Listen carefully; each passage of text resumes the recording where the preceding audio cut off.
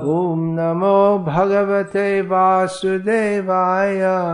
Om Namo Bhagavate Vasudevaya. Om Namo Bhagavate Vasudevaya. Om Namo Bhagavate Vasudevaya. Om Namo Bhagavate Vasudevaya. Om Namo Bhagavate Vasudevaya. Om Namo Bhagavate Vasudevaya. Om Namo Bhagavate Vasudevaya. This morning I want to speak about Varnashram Dharma. You might say, well, why speak about this again and again? It's somewhat like Srila Prabhupada speaking again and again that we're not the body, because it's something that has to be understood. It's essential to our understanding or our even beginning to enter spiritual life. But at the same time, it seems counterintuitive. In other words, it doesn't seem like we're not the body, it seems like we're the body. Seems like that. So we have to go a little deeper, and we have to hear again and again to understand. So in the same way, this Varnashram mission, it's a great mission. It's not a small thing. At the present time, if at all we're thinking about Varnashram, we're thinking about a few people living on a farm, but that wasn't Srila Prabhupada's vision. He was talking about literally millions. So it may start off like Varaha, very small, but then should become very big also. And that is required in so many ways. Just to save people from this horrible materialistic society. That's one thing. That's like liberation. It's in the Chatur Varga, the four aims of human life. Dharma, Artha, Kama, Moksha. So Dharma, Artha, Kama, religiosity, economic development and sense gratification, they're meant for living in this world, and moksha is meant for liberation from it. But beyond that is prema pumarto mahan. The real great goal of human life is to attain love of Krishna. So in the same way, this simple living might save people from the worst of the horrible modern society, but over and above that, the individual members have to develop Krishna consciousness. And actually, all our devotees should take to this. Srila Prabhupada said that cities, they're meant for preaching. Otherwise, there's no need to be in the city. So, but now this what's called congregational preaching has spread, and there are so many devotees living in the cities. But if we consider what a tremendous task it is to become Krishna conscious, to be free of all material desires and fully absorbed in Krishna, it's not really going to happen if we spend most of our life absorbed simply in making money, which is what most people they spend their life doing, and they have to associate with non-devotees and develop. To do that, it's required to have a consciousness that's not Krishna conscious. One has to divert one's attention. It's not a favorable situation for spiritual advancement.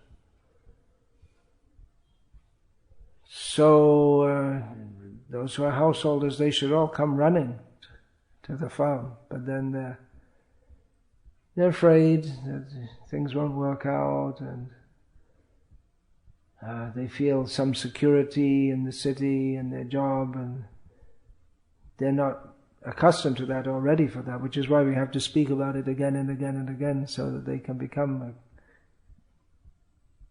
at least mentally accustomed to it. That's step by step. The caterpillar, the examples given in Shastra. The caterpillar is on one leaf to transfer his body to another leaf. First he puts the first part of his body goes on the leaf and the back part is still on the other leaf, and then he pulls himself over. So there's really no reason. If one's goal of life is to be Krishna conscious and one is in householder life, there's really no reason to be in the city. Unless one is very much involved in preaching there. There may be other reasons, that one may have some debts to pay off, but otherwise there's no real reason. Everyone should come live on the farm, but not everyone's ready for that. Srila Prabhupada also said you can become Krishna conscious in the city. He didn't insist that everyone come to the farm and the Varnashram community, but if you think about it, then if your goal of life is to be Krishna conscious, then another reason for not going is that the other family members may not agree. There may be various reasons, but mostly it's, I suppose, devotees feel themselves not ready, or they're not even thinking about it, or the whole consciousness of modern life is just money oriented, and they can't imagine what it's like to live without making money. They feel more happy to buy food than to grow it. It's bona fide to buy food, but to grow it is something very strange. That one anecdote, I've told it several times, is recounted in a book by Sahadev Prabhu, that in England one woman, she took her children to their allotment. It means they have a little land rented from the local corporation in the city, or just outside the city. And she took her young daughter, 5 years old, with her daughter's friend. And she dug up some carrots fresh from her allotment. Allotment means little land where people grow mostly vegetables. Not everyone does it. Very few do it. So she dug up one carrot and she gave it to her daughter's young friend, and the young girl recoiled and said, "Oh, what's this? My mother doesn't get carrots from the earth. She gets it from Tesco," which is the shopping, what's that called? Chain of stores called Tesco. And in the store they'll all be looking almost exactly the same length, they're perfectly tapered, and they'll all be washed and clean and all this, and same size because they're grown to be like this. In Bulgaria, I was there a couple of years ago. Devotees, they had a business. I believe they started that before they came to devotional service, growing cucumbers. So they told me there's so many cucumbers they throw out because if they're bent a little bit, like cucumbers, if you go, they don't all grow perfectly straight like you find in the market. Some of them they twist, and so they said, well, we can't sell them. They're the same nutritional value and flavor as the straight-looking cucumber, or the straight cucumber, but because it looks strange, or it may be more difficult to put in a plastic packet. That may be a factor also. So they have cows, so they feed it to their cows. But so many, they just get thrown out because they don't look proper, according to our consumeristic way of thinking. So, actually all devotees should come. Maybe some are saying wait and see, but mostly they're not even thinking about it because it's a completely different kind of consciousness living in the city. And actually in the village now, in India and most of the places of the world, it's the same consciousness as the city, which is money. You grow food to sell it, and then you buy food to eat it. Srila Prabhupada, he noted that when he was in Mauritius, that everyone is growing sugar. It's a one-crop island, it seems. Sugar cane, I suppose. Because there's sugar beet also, which is grown in northern, temperate climates. There's a tropical climate here. So sugar cane, and they import their vegetables from different parts of the world. Although it's good, they can grow. I've not been there. Has anyone been to Mauritius here? No. But it would seem that it's very fertile land, and they can easily grow all your vegetables. And here in the villages also, you see people buy vegetables. It's ridiculous, completely ridiculous. They're living on the land and growing whatever they're growing around here. Cotton is a major crop, rice or whatever, and they buy vegetables.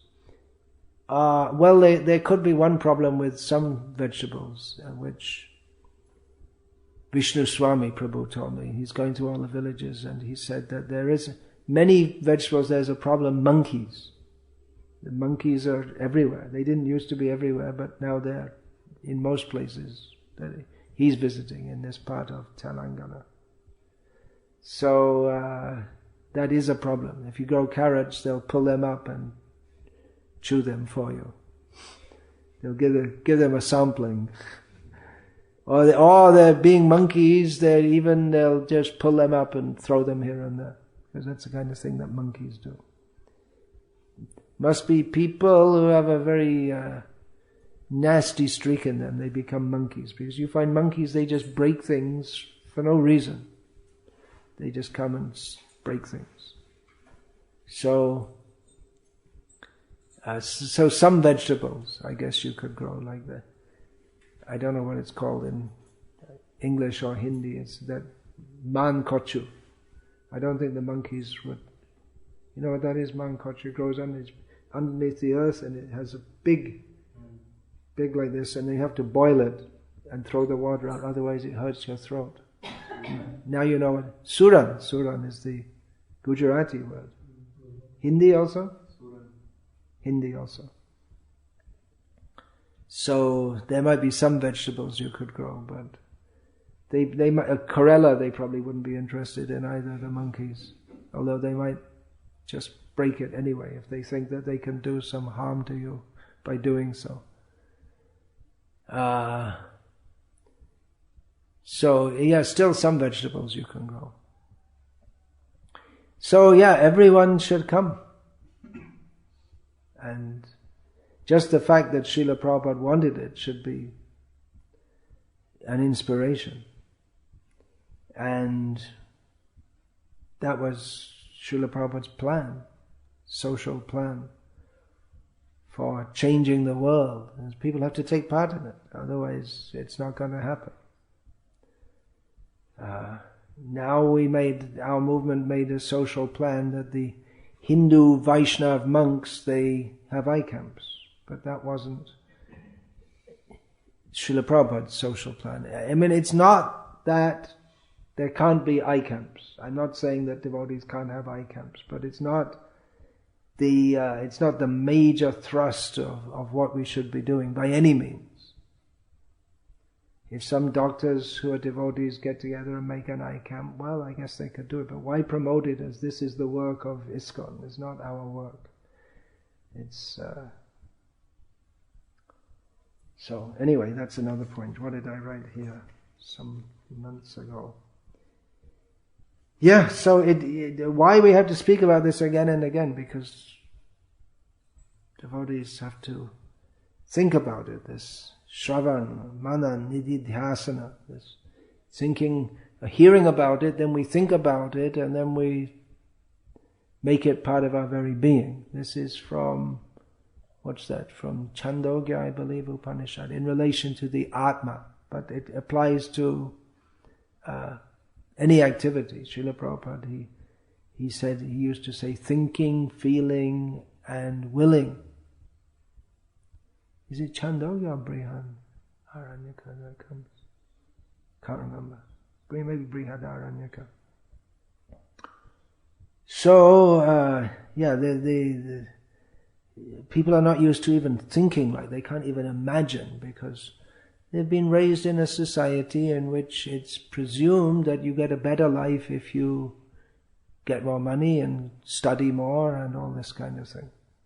So the whole idea of Gurukul is also just, it's not within the thinking process of most people. How can you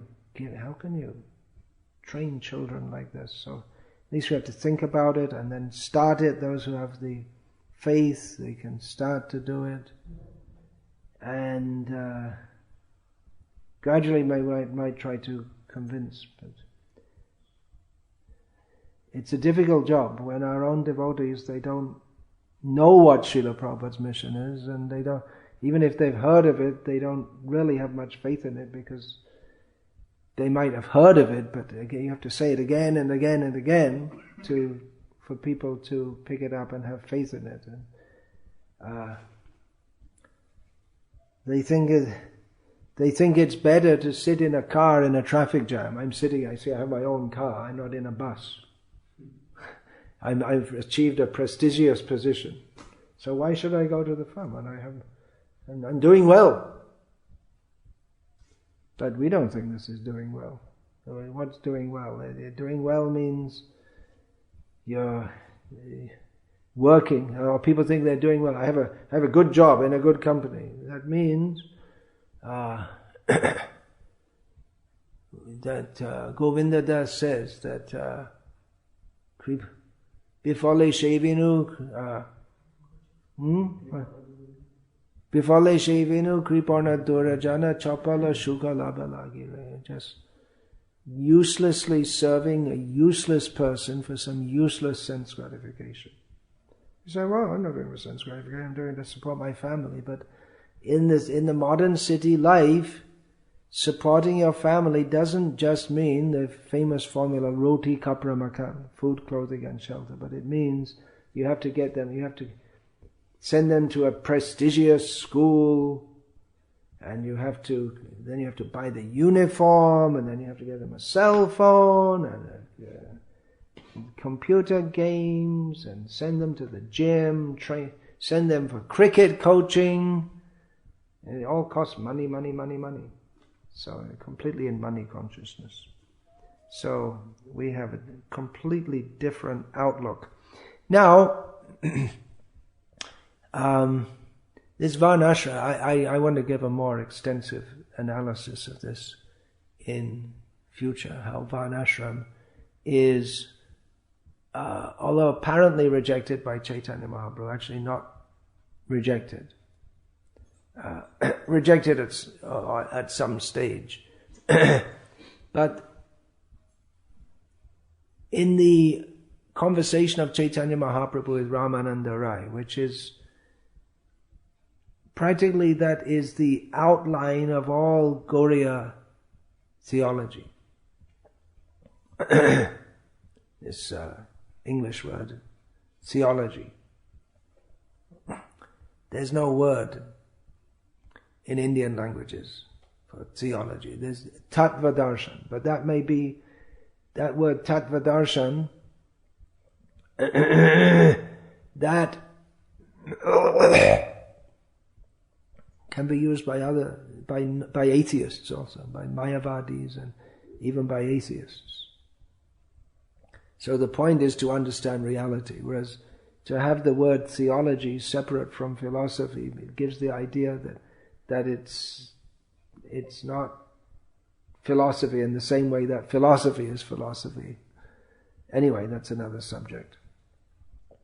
So, in there, Chaitanya Mahaprabhu rejected so many proposals of Rai Ramananda regarding sadhya sadhana tattva, the goal of life and how to attain it. But Chaitanya Mahaprabhu accepted when Rai Ramananda, he spoke a verse from Srimad Bhagavatam, the famous verse, a famous verse. Jnane prayasam udapasya namanta eva jivanti sanmukharitam bhavadiyavartam sthane sthita shutigatang tanuvang manobhya Ya prayasam jitapachito apitaistri lokyam. Ye prayas. Yaha becomes ye. So, the meaning of this is that one who gives up his own or the ascending process, jnane prayasam. Of course, this very word jnana could be analyzed in so many ways. Here I'll just say one's own efforts at self-realization. Jnane prayasam uddhapasa, giving up one's own efforts at self-realization or efforts at self-realization ending or aiming at an impersonal understanding. Jnane prayasam uddhapasa, becoming humble. Certainly, humility is required. Namanta eva. One should live for and by hearing from realized devotees about your, in this case your means Krishna's, because this verse was spoken by Brahma to Krishna, hearing about you, topics about you. One should dedicate oneself fully, mind, body and words in doing so. Sthane stita, remaining in one's position. One who does this can conquer you even though you are unconquerable.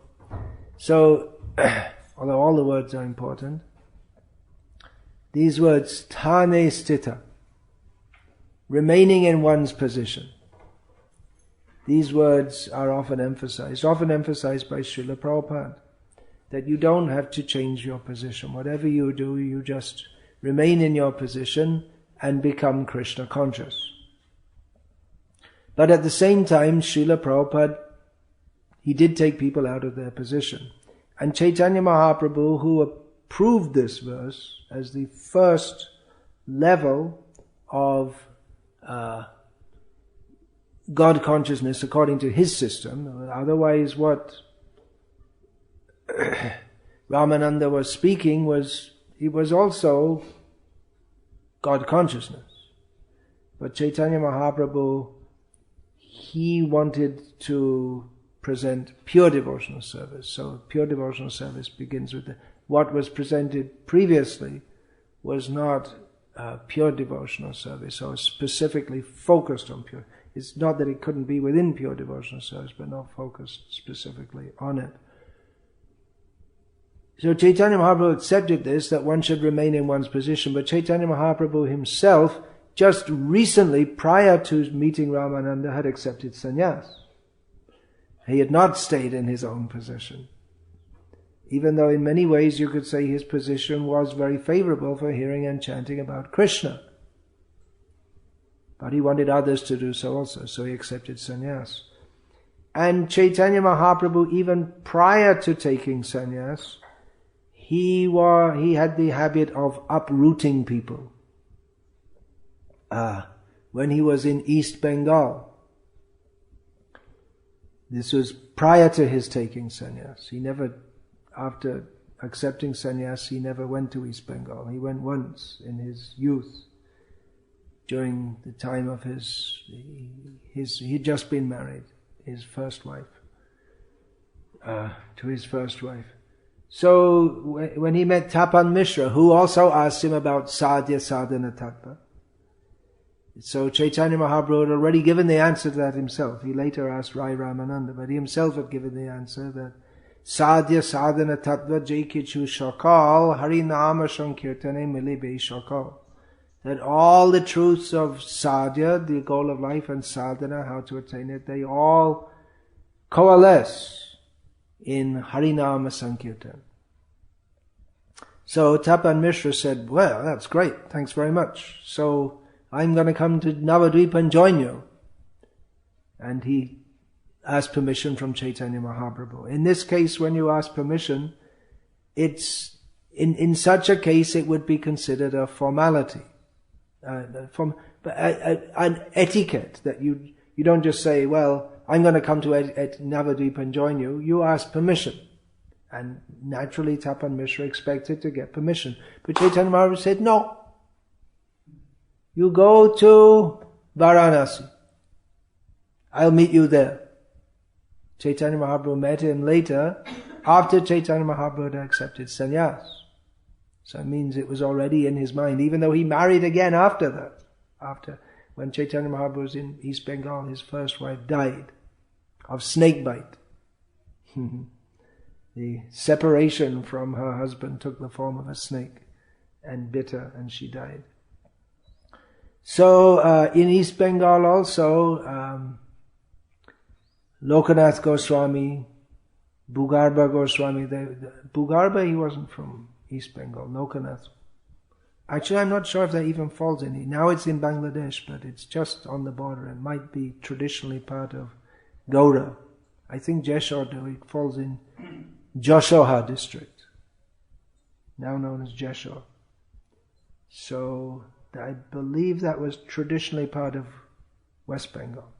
Anyway, before Chaitanya Mahaprabhu took sannyas, he sent Lokanath to Vrindavan. Go and live in Vrindavan. I'll meet you there. Again, Lokanath also wanted to join Chaitanya Mahaprabhu. Chaitanya Mahaprabhu told him, you go to Vrindavan, I'll meet you there. And Chaitanya Mahaprabhu went after taking sannyas. So, of course, it's not that... Anyway, I digress. I shouldn't digress too much. So Lokanath and Bhugarba he sent to Vrindavan even before he took sannyas. And after taking sannyas, he went to Ramakeli and took Rupan Sanatan, Dabyakas and Sakar Malik. He took them out of their situation. He didn't say to them, Sthane Stita. He sent them off to Vrindavan. And Subudhi Rai also. I won't get into all the details, it'll become long. But he also sent him to Vrindavan. Subudhi Rai, anyway, I shouldn't get into the details. So Chaitanya Mahaprabhu, he didn't always follow that. Sometimes he did. When he met mostly he did, it seems, because before that he came to Kurma Kshetra, which is now in Andhra Pradesh. That time it was all under Prataparudra Maharaj of Cuttack. His capital was Cuttack in what is now called Orissa. Utkal. So he said to him, he gave him Krishna consciousness as Chaitanya Mahaprabhu was preaching, and then the Brahmana, he wanted to join Chaitanya Mahaprabhu. But Chaitanya Mahaprabhu told him, Grihe Rahi Krishna Nam Nirantaloiba. You remain at home and take the name of Krishna, always. Literally, take the name. In Bengali, you say, take the name. And you could say, chant the name. You could also say, but you say, take the name. Grihe Rahi Krishna Nam Nirantaloiba. Then, because the Brahmin also said, I want to join you. And Chaitanya Mahaprabhu said, no, you stay here. Stay in your house. And don't only stay at home, but Jare Deko Tare Kaha Krishna Upadesh Amar Agyai Guru Hoye Taro Edesh. And within you, staying at home, whoever you see, whoever you meet, you instruct them in the instructions of Krishna. And on my order become a guru, and you deliver this land here. And then, because the Brahmana had said, I'm in my home, in my village, there's the Vishai Taranga, the waves of materialistic life, of sense gratification. I'm drowning in them, but Chaitanya Mahaprabhu said, Kabhu nabadhi betomai e Vishai Taranga punarapi e thai pabe morashanga. The Brahmana had said that I want to go with you and have your association, but Chaitanya Mahaprabhu said, that if you just do this, you remain at home, chant Hare Krishna, preach to others, then the waves of materialistic sense gratification will not affect you, and right here in this place you'll get my association. So this was Chaitanya Mahaprabhu preaching sthane sthita, remain in your place. But he didn't do in all cases.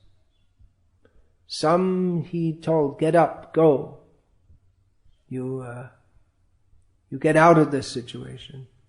And Srila Prabhupada had a plan to do that. He didn't say, actually he didn't have so many Grihastha disciples. Most of his disciples were young, unmarried men and women.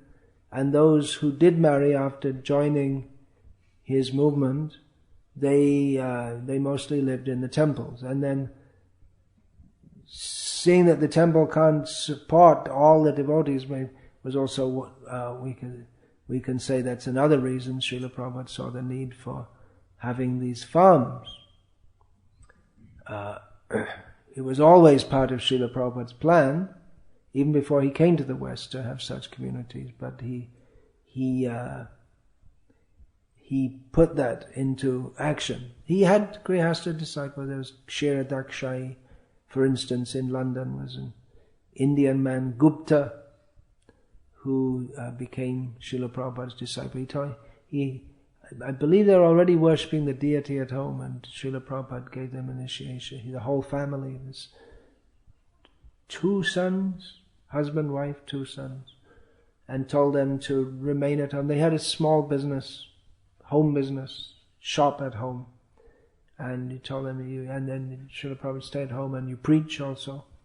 So he didn't insist that everyone come and join the farm, but that the Varnashram community. But that definitely was Srila Prabhupada's plan for most people too.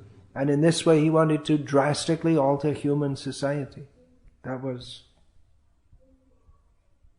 Srila Prabhupada's manifesto, to change the whole way of human society. And now we may say, well, technology is there and we can't ignore it. And that's a fact. Pakistan has an atom bomb, nuclear bomb, whatever they're called. So if everyone in India was to say, okay, now we're all going to live on the land and no more machines, Pakistan would say, Allahu Akbar. And now this the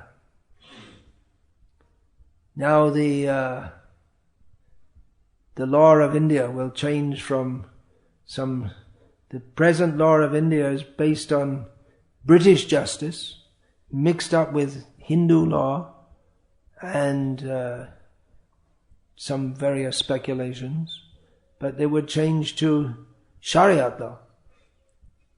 And we don't want that. So we can't ignore technology. So how to practice Varnashram on a massive scale in an age of technology, that has to be considered also. I'm not going to discuss that right now. But Srila Prabhupada, he did change people's situation. He gave sannyas to young married men.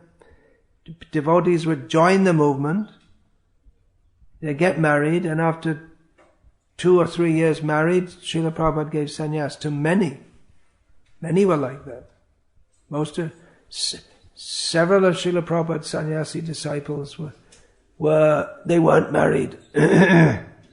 They were brahmacharis, and then they took sannyas, but many were married. I don't think they had children. There was, Hridayananda Maharaj, Tamal Krishna Maharaj, Bhavananda Maharaj, Hansaduta Maharaj, Guru Das Maharaj. These are just some names coming to mind, who were married. They had young wives who were devotees, and Srila Prabhupada gave them sannyas. We don't do that nowadays.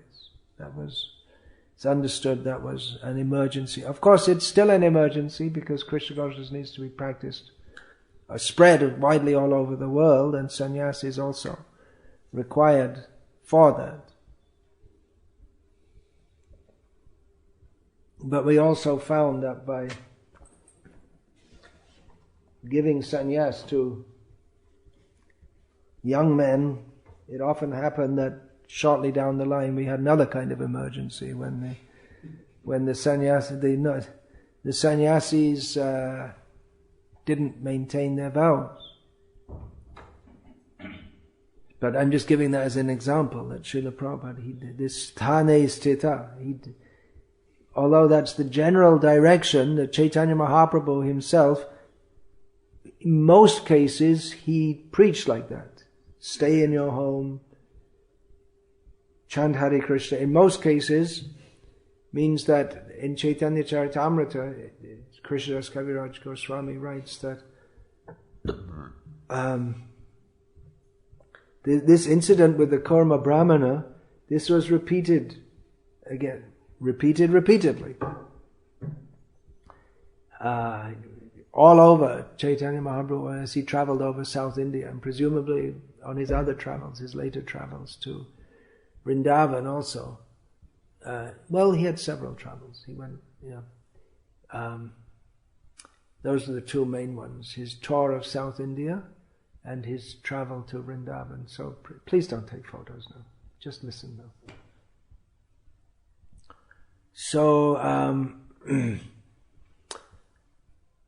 Krishnadas Kaviraj Goswami said that on his tour of South India, Chaitanya Mahaprabhu, this would be a repeated scene, that he would meet someone, infuse them with Krishna consciousness, prema bhakti, they would want to come and join him and leave their home, and Chaitanya Mahaprabhu says, no, stay at home and practice Krishna consciousness at home and preach. So that was his general direction.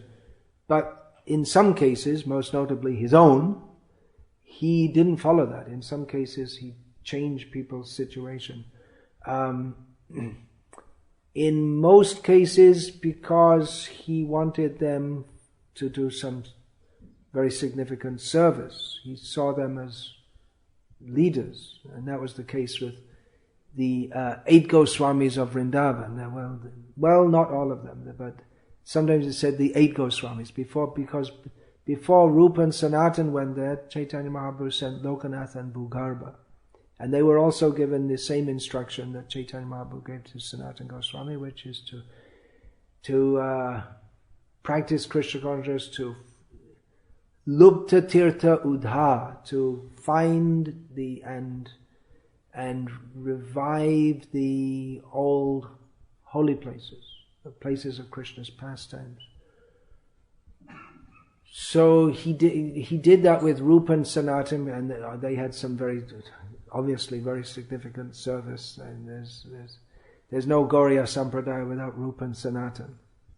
Without me and you, it won't make much difference. But without them, there's no Gauriya Sampradaya.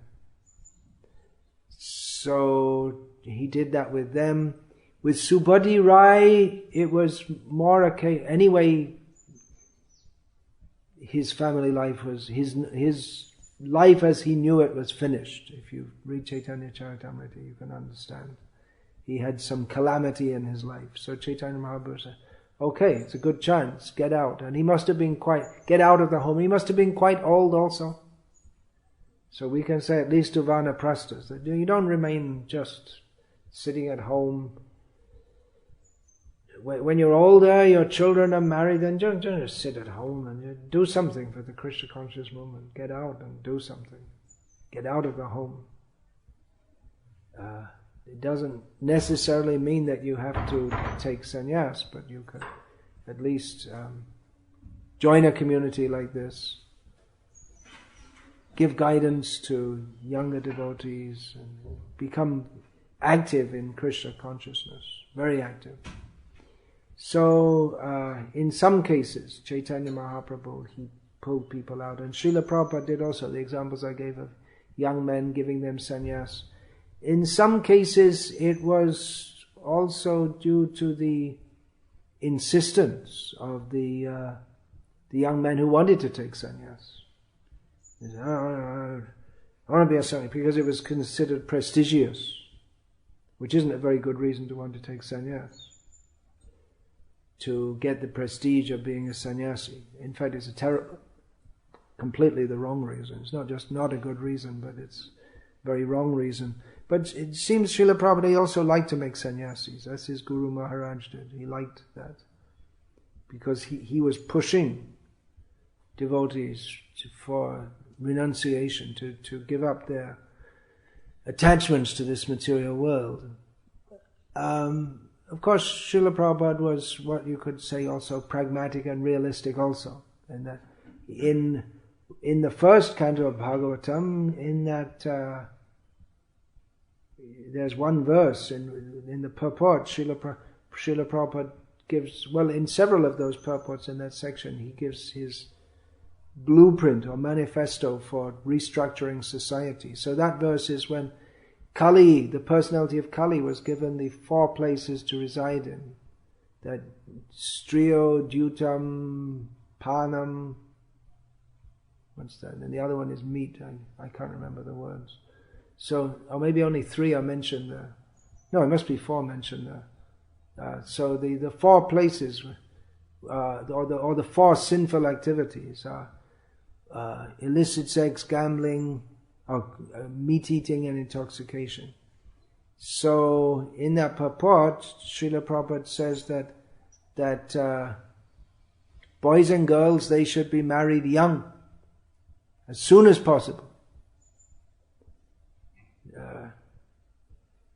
So he wanted that, but he also wanted that there should be renunciation. Those who are fit for that, they should accept sannyas. So of course these are all details, and the essence is to be mad after Krishna, to love Krishna. But the details are important also. Varnashram is also just details. Chaitanya Mahaprabhu said, Eho Bhajya, when he was proposed by Ramananda Rai, follow Varnashram and worship Krishna. But Chaitanya Mahaprabhu rejected. Varnashramacharabhata purushena paraf puman vishnur aradhite pantan nanya tatto shakarana. It's right there in Shastra. Worship Krishna, following Varnashram. There's no other way to satisfy the Lord. Chaitanya Mahaprabhu said, Eho Bhajya. Same thing in Bhagavad Gita, that what is that? Sakarmana tava bhyacha siddhing vindati manava. Every man can achieve perfection by worshipping the Supreme Lord by doing his own work. But Chaitanya Mahaprabhu rejected this as external. So, Varnashram, it's also a detail. The real business or the real goal of life is Krishna prema, to revive our dormant love of Krishna. But Varnashram is also important. It's to make a favorable situation for practicing Krishna consciousness. And it is a big endeavor. I may think, well, it's an over-endeavor. Over-endeavor, in one sense we could think like that, but then if we don't take up Varnashram, then everything's an over-endeavor. The whole endeavor to become Krishna conscious becomes very, very difficult because of, city life means the whole atmosphere and the association, the whole outlook, mindset is antithetical to Krishna consciousness. So this is required. So there are a few thoughts about this important topic of reviving Varnashram as far as possible. As Srila Prabhupada says, it's not possible to fully revive it in the modern age, but as far as possible to create a favorable situation for people to practice Krishna consciousness. As I often repeat that I think it was earlier this year at our fledgling farm project in near Karumandurai in Tamil Nadu. One of the devotees, young Grihastha, asked me that, there are so many disadvantages and inconveniences of this having left the city, and we can't be, we feel more secure in many ways in the city. I said to him that, well, that's true, but here, since you've come here, you have full morning program, An evening, they have a truncated, they do have an evening program, but short. Not full evening program. And you're living with devotees all the time. So this is very advantageous to your Krishna consciousness, which you didn't have previously. You didn't have that opportunity. So whatever disadvantages are there, or might be seen as some material disadvantages, the spiritual advantages are tremendous, which you might be more comfortable in the city, but you won't get. I asked him, did you get that? Were you rising early every morning and having a full morning program? No. Did you? How often did you have association devotees? Once a week, all that come together. So he understood then that this is much advantageous. So Hare Krishna. Anything? Any points?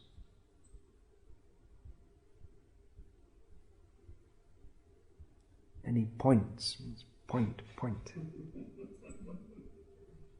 Like sticking in a needle. Of course, it's another usage of the word point, but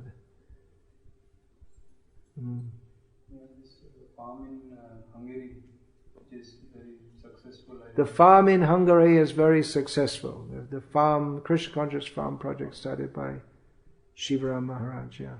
So I've never more heard about that or gone there. But how is it successful? Means they are following everything properly according to Srila Prabhupada. Are they following everything properly according to Srila Prabhupada?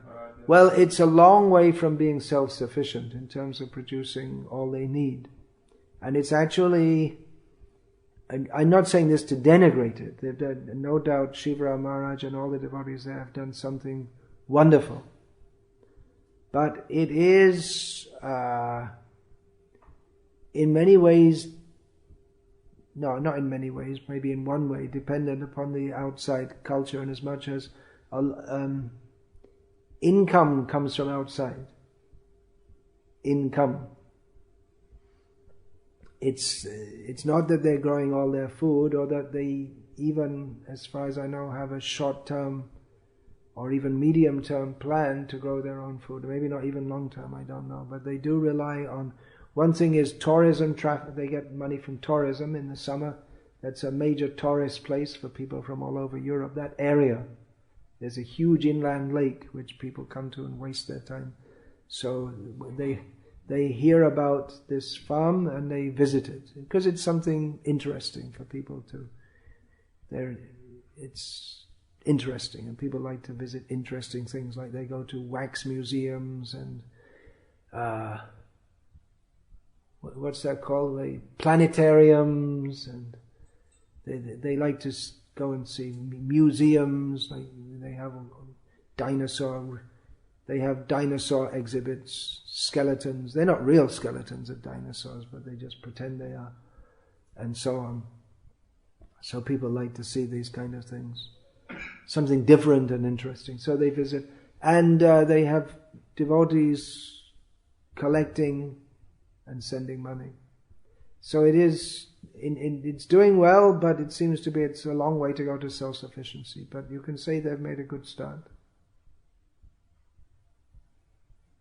And they've also done well for a Western country in as much as they. Now I don't know much about it, so but I'm just saying what I understand to be correct. That they have also negotiated their way through or negotiated their existence with the broader society. In as much as, the Hungarian government has a system that people can give money from their income to some religious institution, and that will be deducted from their taxes. So they've got that there's a major form of income for them. That they're one of the groups which is allowed to accept money from the indirectly from the government. So that's there, and they've worked very carefully with the local authorities and with the local government authority. Of course, Hungary is a small country, but the same principle could be applied everywhere. So they did have difficult situation recently where the government tried to demote them from the status of being an accepted religion, but that was also negotiated through by saying that we're Hindus, which I'm not much fond of. But that seems to be going quite well, that project. They have householder devotees who are living there. One thing I heard is that they don't have children, which to me seems to be against the whole idea of the project. I wish the householders, they're not allowed to have children. But I would say have children, have plenty of children. That's all part of traditional culture. Have children, and don't think that children are a burden. As long as we live in the money culture, children will be a burden unless you're rich. But even then they're a burden because you want to enjoy your life with all the money you've got. And with the idea of sense gratification as the central theme of society, which wasn't there previously. That came with this consumer society. At least people had an idea of responsibility in family life, in the Western world also. But children become a burden because it costs a lot of money to look after them. In India especially, because most of the countries of Europe are socialistic, and that means that they're mixed economies. They have capitalism and private ownership of companies, but the government provides, or they force you to have education. They provide schools, and from the materialistic point of view, a good standard of school. Whereas in India, if you send your kids to the government school, they don't get a good education. But they do in the Western country, all of Europe actually, Western Europe, what used to be called Eastern Europe, they have, they want to have good education because they want the people to be competent members of their society, a complex, industrialized, technological society. So they need people to be educated to run the whole thing on. So, and they have, in many countries they have they have comprehensive healthcare systems. So if you get sick, you don't have to take a loan for 20 lakhs or something to get treatment, or just die, as happens in India, in many cases. In America also, they make this propaganda against the government helping the citizens. They say it's socialism. We can't have the government look after the medical needs of the people because that's socialism, and then that's like communism, but it's terrible. I mean, in the absence of local care, as in traditional systems, then the government should take care. But in America, they don't. If you're sick and you can't pay the bills, you die. That's all. If it's a fatal disease, so it's not so much of a burden. But here in India, it definitely is. Education is expensive, healthcare is expensive, and the government doesn't help. There are government hospitals and government schools, but they're almost useless. And if you need some complex treatment, it's going to cost lots of money. Of course, in traditional societies, people don't get sick so much from eating all the poisoned food and the tampered with food and breathing in poisonous chemicals all their life. And the local aid is there also. People know how to treat common diseases with herbs or just fasting. Just if you get sick, you just fast, that's all. And then when you're better, you get up and go on. But so have children.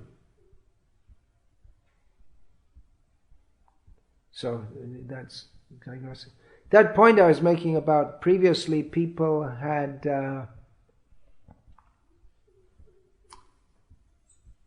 in the Western world also, there was a sense of responsibility in family life, which I'm not saying is totally absent by any means in the modern world, but we can see that shifted by one factor, and that is divorce. People they don't like, they just walk out of the home, or they either the man walks out, or the wife kicks the husband out, or whatever. They don't have a sense of responsibility to their partner and to God. Marriage is a religious function, and to children, especially when there are children. Now, that just reminds me, last time I was in Dubai recently, it was just last month, I was in a computer shop trying to get a keyboard according to my liking, which I didn't get because mostly the keyboards there are with Arabic figures on them. I didn't want them. Anyway, that's not what I was going to speak about. So I was speaking to a salesman in the shop, very nice young man, Indian man, and I said to him that you should do something for your spiritual side. I said to him, there are so many nice young men like yourself, especially Indian men, who are very, very nice, very good people, but you're in Maya, and you should take to spiritual life. And he said, not in a challenging way, he said, no, he said, I'm married now. Before I had Maya, now I have responsibility. So I guess before I had Maya, I guess he was drinking and things like this, but now I have responsibility. So he had the idea that he's married. That's very good to think, now I have responsibility. I can't just be running around here and there. I have to be very serious. I have to earn money, look after my family. So it's very good that he had the idea that now I'm married, I have responsibility. But the idea that he didn't have Maya because he was responsible in family life, that's got nothing to do with the class. But it just came to my mind that this idea that responsibility, okay, that's dharma. But that is the idea of responsibility in family life within the Indian or Hindu context is understood to be dharma. But that's simply to follow dharma is not the ultimate goal of life, and is not in and of itself spiritual. As we learn from the Bhagavata, that in the second chapter of the first canto, that there are several verses. I want to say one of them in order, so I'm just trying to think which order they come in order for this discussion. That first is that Shrama eva hi kevalam svanushtita dharma svanushtita pumsam vishvaksena katasu yaha notpadiyad yadiratim Shrama eva hi kevalam. That one may be following dharma in terms of worldly responsibility and worshipping God, which is also part of that. But it's not enough to worship God, as Chaitanya Mahaprabhu said, Eho Bhajya. It's not enough simply to follow Varnashram and worship God, but one actually has to develop a taste for hearing about Him. So I guess that's the essence of it. Those are others are there also. That dharma sya apavargasya nartotayo pakalpate nartasya dharmaikantasya kamo labhaya hismataha. That dharma is not meant to lead to kama, but rather all one's kama, all one's desire should be centered on apavarga, on becoming free from materialistic life. Dharma is not an accessory to material life. It is meant for becoming free from material life. So it just struck me that that's among pious people, this is a common misunderstanding. That if you do your work and you look after your family and you go to the temple, then that's it. That's all. Karmanyevadikaraste mapaleshu kadachana. Okay, I'm working, but I'm not doing it simply for personal enjoyment. I'm looking after my family. I don't take the result, I give it to my family. But Krishna says, mat karma krim, you work for me. Yajjahoshi, Yad Karoshi, Yajjahoshi, Yad Hare Krishna, brain fag, brain dead. Yad Karoshi, Yad Ashnashi, Yajjahosi, Dadasiyat, Yad Tapasyasi, Kaunta Yad Tat Kurushva, Madarpanam. Everything should be done specifically for Krishna's pleasure. So these are misunderstandings. Many misunderstandings. Many. That's why we have to have classes to become ourselves free from misunderstandings. And so that we can preach to others and tell others. One way of preaching is just to, here in India, you can just get people to, okay, come on, chant, 1 round, 2 rounds, 3 rounds, 4 rounds. Okay, stop eating meat. All right, now, okay, get initiated. But hearing, otherwise we find in our modern ISKCON, because of lack of proper instruction, that there are many initiated devotees who are following all these principles, but they're completely way out in terms of proper understanding of what Krishna consciousness is all about. And therefore we get this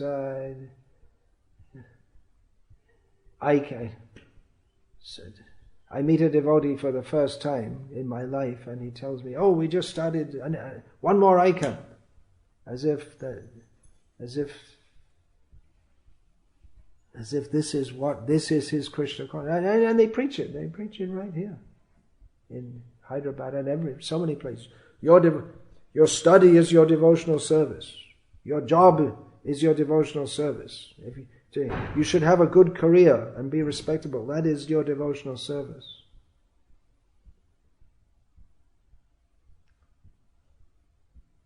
It may possibly be, if one has a very clear sense of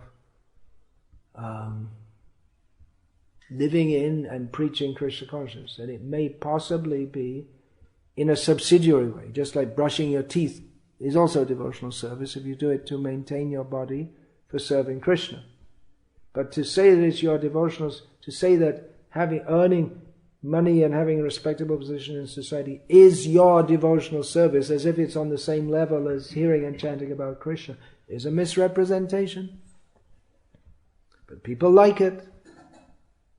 It appeals to them. And then you'll get many people ready to chant Hare Krishna. If you just change it a little bit. Have eye camps, and then your pious sense of wanting to help others is channeled into having eye camps, which doesn't help them at all. It may be better they didn't have good eyes, and then they wouldn't watch TV. So it doesn't, in and of itself, it's of no value. It can be of value if you give them Krishna consciousness along with it, but at least the way it's promoted, the Krishna consciousness is completely hidden away from it. That, as we saw, that little advertisement for the eye camps, which came on Dandavats, the official website of ISKCON, in which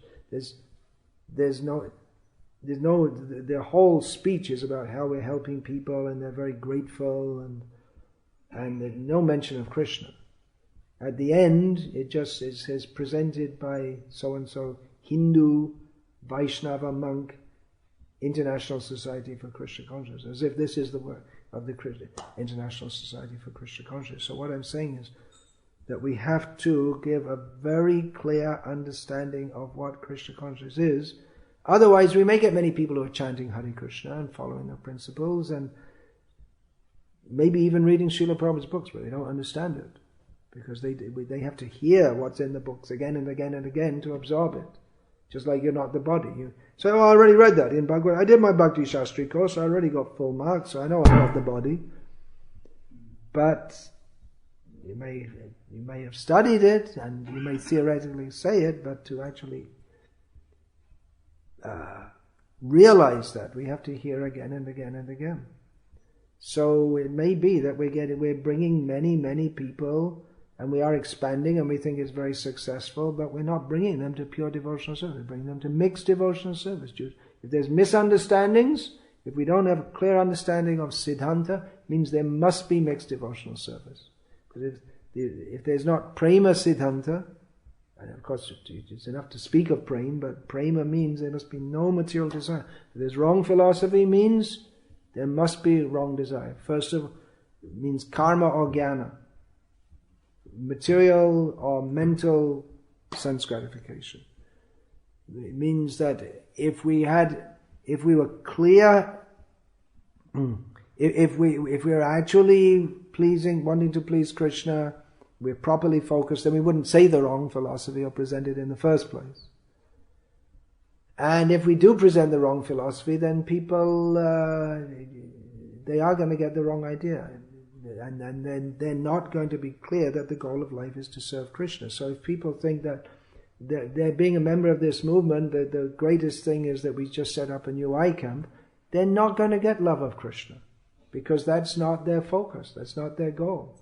And they think that setting up I camps is on the same level as, or maybe more important, to this devotee it seems to him to be more, he didn't tell me they were distributing Srila Prabhupada's books, or it's that to him was the most important thing. So it's been elevated above hearing and chanting about Krishna. It's been elevated above understanding that we're not the body, which is supposed to be what our preaching is. But instead our preaching is we're feeding children, we're opening I camps. That means it's become more important. So unless we speak the right thing again and again and again, then we're going to speak the wrong thing again and again and again. And we're going to go off course. So we should get on course, that's all. Yeah, anything else? May I ask a question in relation to Ekadashi? A question in relation to Ekadashi. Any other questions about what we're discussing here? This question about Hungary farm, why I asked this, is there any other farm in the world which is running according to Srila Prabhupada's standard? Is there any other farm in the world which is running according to Srila Prabhupada's standard and successfully? Running according to Srila Prabhupada's standard. Well, I would say they still haven't. I think they would probably agree in Hungary that they also haven't come to the standard. They know that, self-sufficiency. But they're certainly serious about it, and more serious than that. Is there any other farm in the world that's running according to Srila Prabhupada's standard? Major farm community, there may be individual farms, major farm community that's running like that successfully, I don't know of any other. West Virginia, New Taliban, no. Most of the properties that were acquired, the farm properties that are acquired by ISKCON were acquired either during Srila Prabhupada's personal presence or shortly after. And then shortly, either in the 1970s or early 1980s. And then after that, as a movement, we gave up on farms.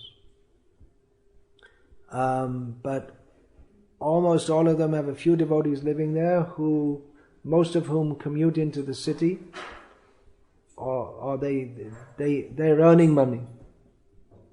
They're not growing their own food to live. There are a few devotees here and there living on the farms who do that. But there aren't any real farm communities as such. They have farms, but most of the devotees are not farming or living simply, or like that. That's why devotees say, well, the farm communities have failed. Well, that's true in one sense. It doesn't mean they have to fail, or that it can't be done. It may be, I didn't hear that, but it may be that after Bhaktisiddhanta Saraswati Thakur sent devotees to the West in the 1930s, why did no one try again later? Maybe they were all saying, well, we tried and it failed.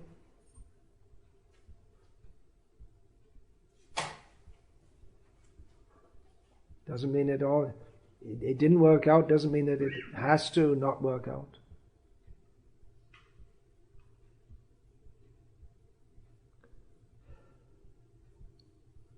Yeah, you were going to ask. Did you want to ask anything? I thought I saw your hand kind of stirring there, as if you're thinking of putting it up. It was kind of discussion. I see in both cases there is slow brainwashing kind of authority kind of thing. There is a hierarchy of the things, how they work from higher order to lower order. So there devotees come, new devotees come, and they've been kept in one small group where there is one leader. Means it's a good system, but what they preach, authority, touching the authority. Yeah, this is another whole big discussion. I don't think we can get into this now. You told me 2-3 days ago the Sarvabhauma Prabhu, who's a big preacher, big in every way. He travels around, does a lot of preaching, and has a very big body. He has a very big family also. So, he told you, or where did he say that? Told in Belgaum. He said that in a public lecture, or in among a small group of devotees. He said he's very afraid of the mentors, the counselors, the shiksha gurus. Bhakti vrikshas, that's what you said, Bhakti vrikshas. That's another big discussion, how you get all these little groups with little leaders who themselves have never had much training. And yeah, it can be problematic. I've seen that myself. That's what they say. You follow. Just do what I say. Yeah. Put on your blinkers. Put on your blinkers. Krishna will be pleased, Prabhupada will be. Yeah, just do what I say, and that's it. And stupid people, they follow. Okay. Question about Ekadashi, then I think we'll finish. This Ekadashi story circulated in Manho. It is given that the Lord, after fighting with Muradaman for 1,000 celestial years, God became fatigued and went to hide in a cave in Badrigashram. He slept there in fear. And without his knowledge, a goddess came out of his body, fought with them and killed him. Lord was surprised that this goddess killed the demon. And it was not with his knowledge. So he said, I do not know how to take this. Stories in Shastra. There are many stories in Shastra which are meant for this principle, this Yepi anya devata bhakta yajante shadayanvita tepi mameva no, that's the wrong verse. Yo yang tanung bhakta shade. I always get those two verses mixed up. Yo yang tanung bhakta shade achita michati tasya chalang shradham tameva vidadhamyaham. Krishna says, whoever wants to worship any god apart from myself, I make their faith strong. So there are also apparent shastras which make Vishnu seem inferior to Shiva or Durga. So that's meant for people like that. Stories of Vishnu being subordinate to Shiva, Durga, and so on. We have to understand everything in the light of Srimad Bhagavatam.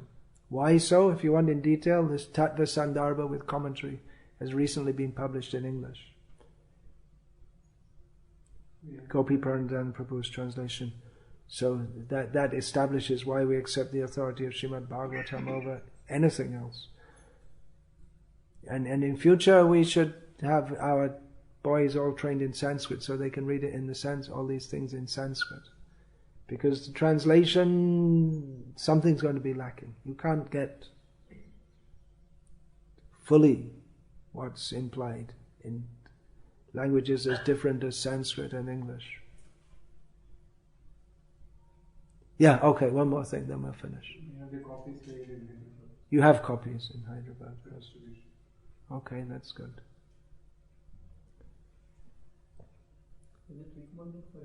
Is that recommended for everyone, Tattva Sandarbha? Well, read Srila Prabhupada's books first, and then there are so many things we have to read. That's another reason to have these farm communities, that those who have the inclination, instead of working, how much does the average person work in India? At least 10 hours a day. 10, 12, 14 or more hours a day.